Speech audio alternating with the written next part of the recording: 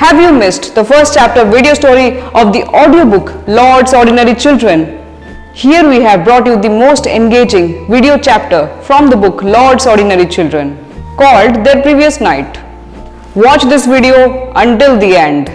In the book Lord's Ordinary Children, the entire world is engaged in the forgetfulness trait and the inertia bug. And we get to learn that how a story house can bind us to be together. It is not just your story or my story, it is our story, the story that lives in every home. While you enjoy this video, let me tell you, the audiobook version of the Lord's Ordinary Children is coming soon, and you can get it across all international stores online.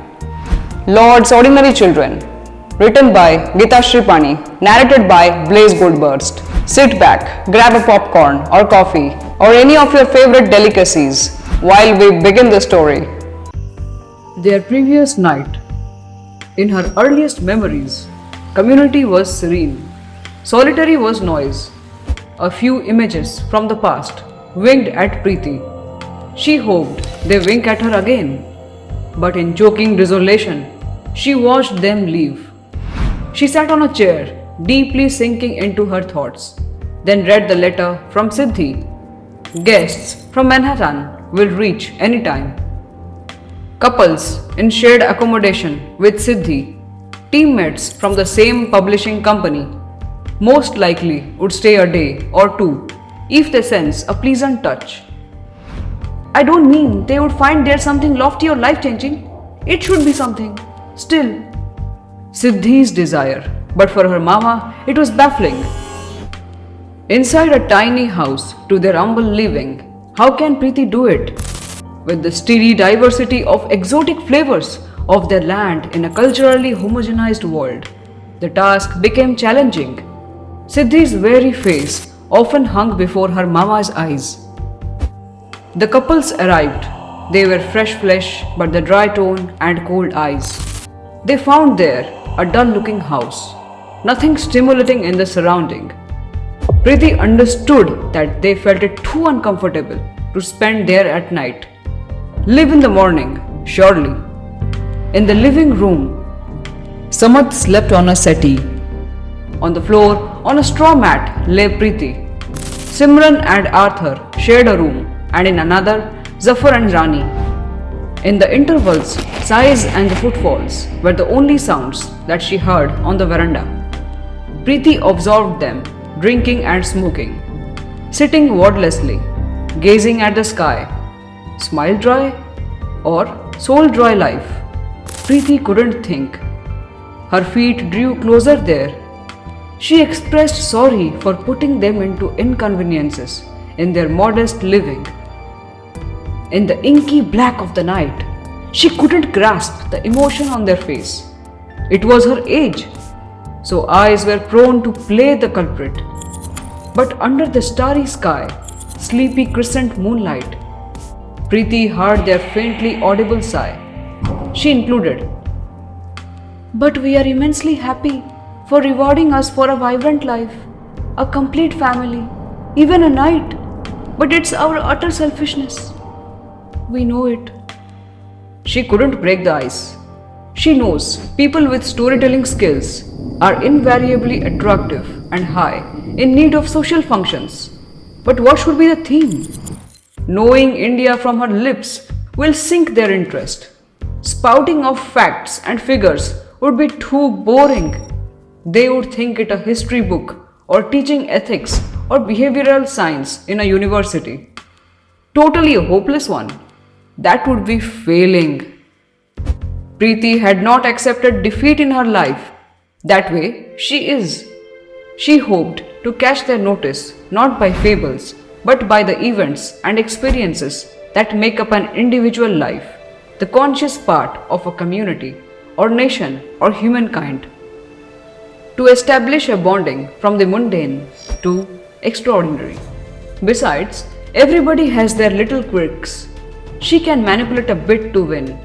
She is the Lord's post child, a feeling nesting richly in her head, sparsely filled into Lord's ordinary child.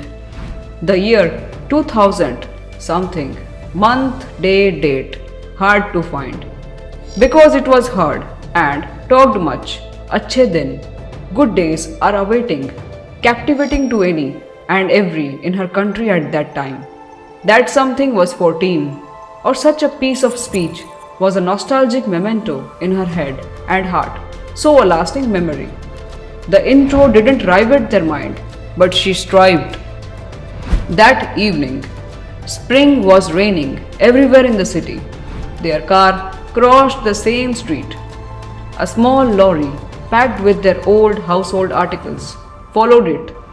The wheels stopped before a house. They entered with their belongings. Inside looked less a house, more an insectarium. Spiders, beetles, cockroaches, ants, millipedes, centipedes, grasshoppers, live and corpse. Outside, the narrow lanes cut by open drain channels, blanketed by the mosquitoes.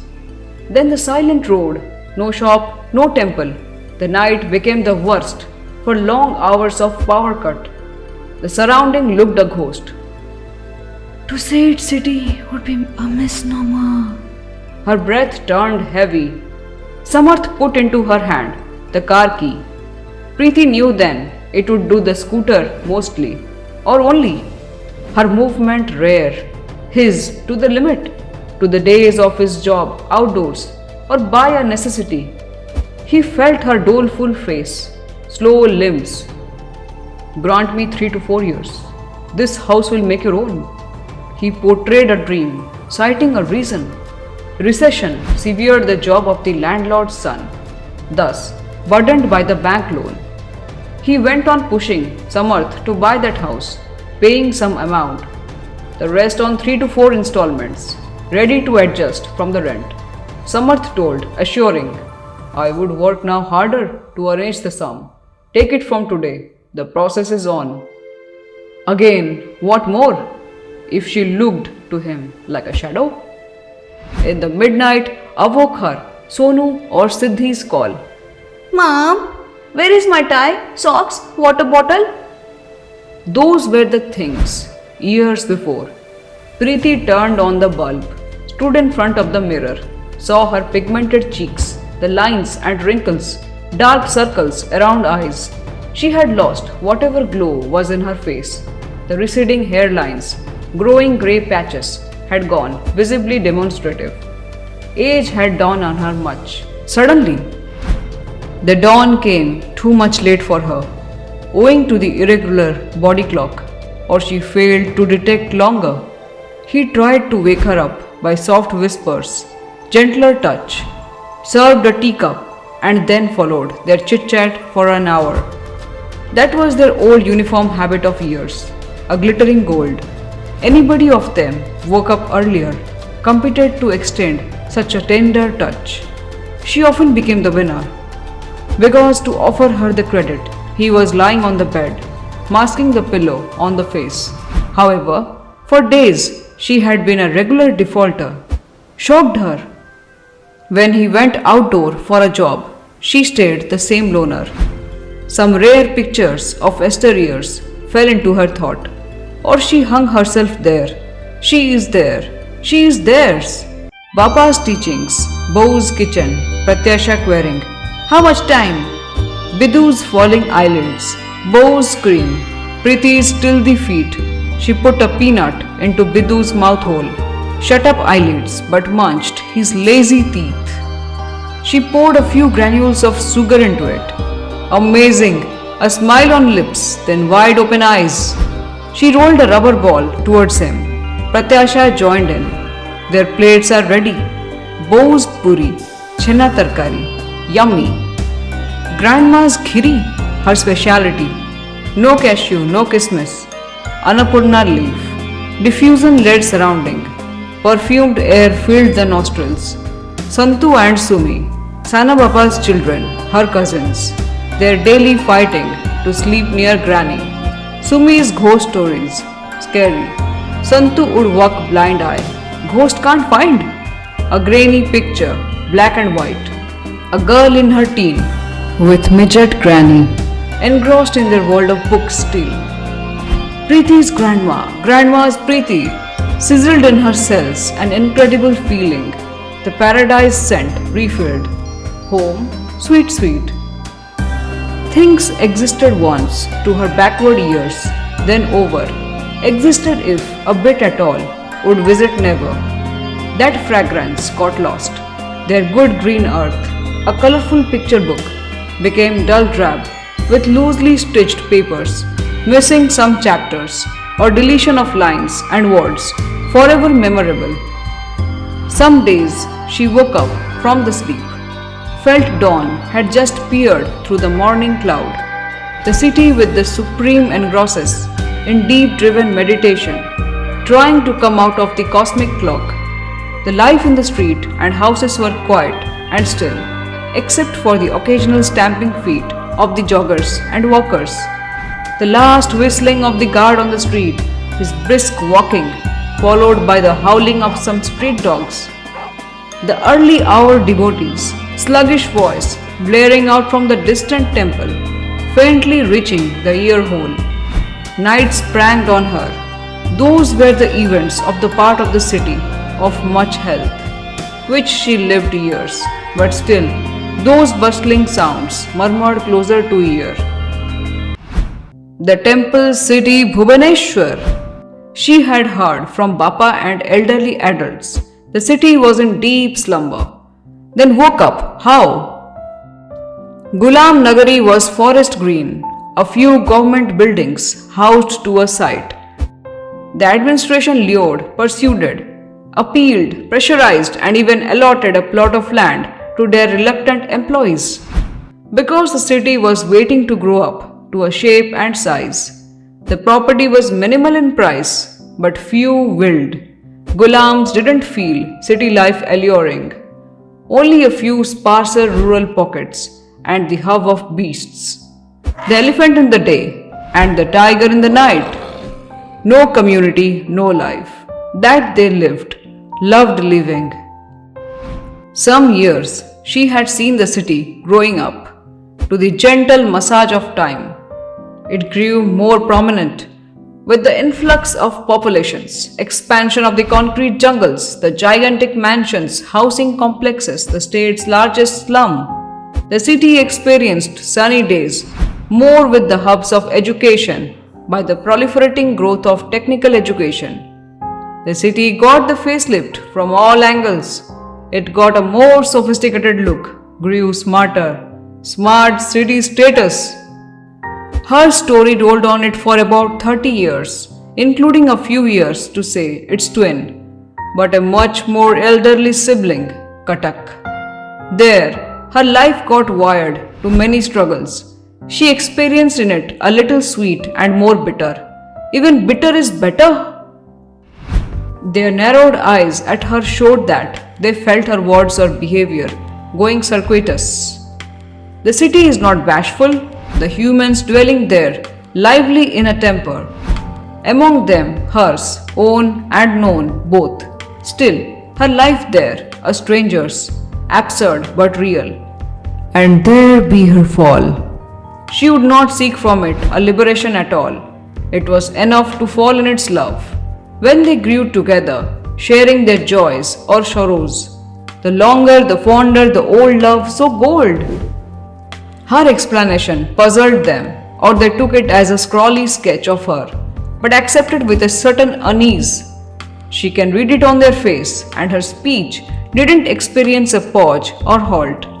She often savored from her memory bowl to feel her full, verified her grey, sourcing out from the same old record.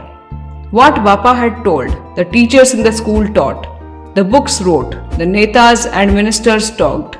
She stood glued to the bookshelves, their only treasure, lasting companions from childhood to their end of the student career. Again, few editions dated old. She unfurled a few pages, checked, read and reread the lines which she had underlined. A few words she had noted to its side. The old rotten pages, bearing the same dull jacket, bore its testimony. How life hums in the green field, under the smoke screen of the factory, in the office or on the busier street of the city. Their return goes waited impatiently in the day end, a fortnight or after months, by their friends, relations, and the family, to give or get a company, to feel their home a mountain of peace. There be scarcity, there be noise, but dawn would bustle when the same smile returns. When community pervades all aspects of their life, solitary would have no place in it. She had lived such an experience, felt propertied. However, she can hear the lives bustling on the street and see on the TV, feel one amongst the multitudes she is, but solitary, terrifying, go killed, slowly, but she tried hard to hide the lost feelings in her eyes. Or she started learning to live with it. No, she didn't accept her defeat. She wouldn't also accept it. That way, she is. Preeti could read some promising notes in the listener's breaths and face muscle. She mentioned how she lived, dissolving her emotion to some moments of the day or to a specified period. In Samad's presence, her long-time friend, her only human companion, she gathered her cells to carry on their life with the same glow. But lone moments picked on her. She turned slower. Probably it was for their new location that had not woken up. The road slept hours. The lane hardly came up. Anybody was a stranger. Still, she didn't want to give life a dull appearance. Tried to live by plucking some beauty from the surrounding spot. Hooked to the window to see and hear the immense footfalls. Dawn simulators, a stimulus to her. The old men in old clothes or the old in look youths. Age had done them faster. The herds of labor peered their feet on that dusty road. After an hour, the gentle bell of cycles, occasionally the shrill pitch of a two-wheeler, she felt it musical to the ear. Same pictures in a similar house, a large and boisterous crowd, the mixed group of cow, goat, pig and buffaloes. Over their head, a hat of dust, dusk and dust, complementing each other in color. She came down to go silhouetted there, watched till they disappeared. Sundown and the village road, a fond memory, old and gold, to a child's mind so much impressionable more. Some intense moments regularly featured, gentler sound of footnotes, human tongues, the man and the woman of a house, farther from hers, appeared on the uneven road, dragging their scooter, to drop their child to where stood the school bus, a tedious job, everyday affairs, far from the school, from the shops, from the cinema hall, transport is never accessible. I live here the life of a caged animal. The woman's querulous tone would go on hitting his ear, but the man, the same deaf and dumb. The boy, walking a few steps behind them, looked at Preeti, grinned, went on poking the gravels on his toe. Two sparrows, nested in a wall hole, chirped the song. For her. Wonderful. Preeti fed them rice, peas or breadcrumbs. They bathed in the dust, spray painted her feet, fluttering feathers, splashed on her sari border, water from the small puddles. Enjoyable. More because their kin lived as Sonu and Siddhi's playmates years before, then disappeared as the super cyclone in Orissa took on them a heavy toll. In front of the house, on a neem tree, two mourning doves took away the silence of the spot. She fed them grains, washed them for hours. Two squirrels from the same tree, in intervals, became the regular visitors, took from her hand the peanuts. From a distant mango tree, cuckoo spilled the melodious song. Except for some minimal core, the rest of the hours became hers, to ruminate the memory, her feeder. 3 years or slightly more time passed. Achhe Din had arrived. People watched or talked about it with mixed feelings. Then it faded out from the mass mind when it didn't remain much talked into a topic. Either that trait, forgetfulness, had clamored on their mind, or that inertia bug in their cells had gone active. Being Lord's ordinary child, she couldn't save that much energy or hardly could afford to think on some such things. Demonetization tumbled down from its belly. Critics talked that was its early child or a premature baby that often hammered from the mouth of the opposition leaderships. Sometimes she watched on the TV the reactions of the news agencies or of the public. It made her go some days actively forcing on her or pulling into activity, like many that kept them busy overly.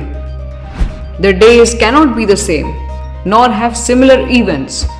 Such events or its experiences, Preeti lived years, may not appear a day again, but it would go too challenging to find a breath if it turns upside down in a moment. That moment becomes so powerful, the outcomes of the whole life affect, as the life itself loses the meaning or any possibility to resurrect. I may never see my old home again. Preeti let out a sigh of despair. Her skin got swept by the listener's long, deep, audible breath. Along with the wind began sighing through the trees for the days gone by, she said, "But I lived, loved living, everything, breathing differently." Added, "It's a unique feeling." Curiosity picked them up instantly.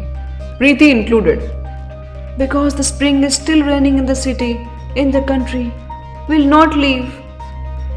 The guests sat by her side till the sky woke up with a dawning smile. Preeti served them tulsi tea. After a lengthy and tiring journey, also a sleep-deprived night, they fell asleep. Then, from the lazy sun to the hazy evening light, or the creepy crawly moon vanishing from the sky left bedecked with starry winks, Siddhi's Mama Papa's story house turned into an elegant and engaging week. Amazing and amusing, the narrator and the listener landed onto a surprise ending. If you want Blaze Goldberg's technologies to narrate, edit and publish your audiobook, then visit reversedorderexistence.com or click the link in the description below and order your audiobook package now. All authors and entrepreneurs deserve success. Your prosperity is our priority. Invest in the long term, be an inspiration and be a success. If you are new to this channel, subscribe now, like and share this video.